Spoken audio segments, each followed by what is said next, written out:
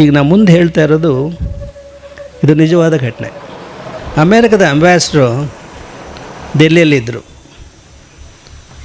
ಅವ್ರಿಗೆ ಅಸಿಸ್ಟೆಂಟಾಗಿ ಒಬ್ಬ ಲೇಡಿ ಇದ್ಲು, ಎಮಿಲಿ ಅಂತ ಹೇಳಿ.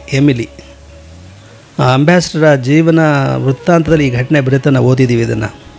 Emily was his secretary.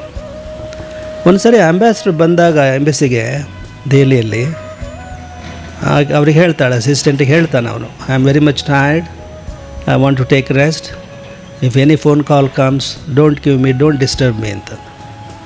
So he goes and takes rest. ಅವನು ಹೋಗಿ ಮಲಗೋ ಅಷ್ಟೊತ್ತಿಗೆ ಆಗ ಲಿಂಡನ್ ಜಾನ್ಸನ್ ಅಂತ ಇದ್ದರು, American president. He makes a phone call and ಹೇಳ್ತಾನೆ, connect me to the ambassador ಅಂತ. Emily refuses, no sir, I can't connect, our ambassador is sleeping now, taking rest ಅಂತ. Do you know with whom you are talking? Yes sir, I am talking with mister president Lyndon Johnson.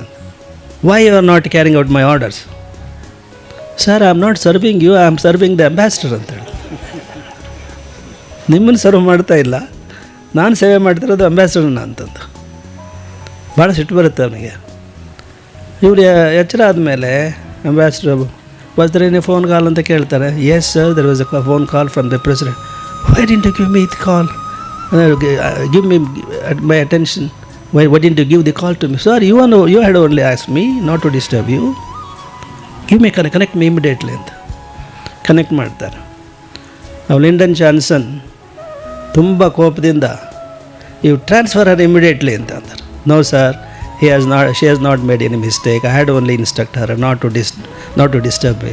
No, you must transfer to White House, I need such assistants in my office. ಇದು ಸಾಧ್ಯನ ನಮ್ಮ ದೇಶದಲ್ಲಿ? ನಾವು ಆಮೇಲೆ ಒಂದು ಲೇಖನ ಬರೆದಾದ್ಮೇಲೆ Emily ಎಲ್ಲಮ್ಮನಾದಾಗ ಅಂತ ಒಂದು ಬರೆದ್ವಿ. ಅದ್ರ ಓದಿ ನಮ್ಮ ಇದರಲ್ಲಿದೆ, ನ್ಯೂಸ್ ಪೋರ್ಟಲ್ಲಿದೆ, ಎಮಿಲಿ ಎಲ್ಲಮ್ಮನಾದಾಗ ಏನಾಗುತ್ತೆ ಅಂತ ಹೇಳಿ ನಮ್ಮ ದೇಶದಲ್ಲಿ. This is it.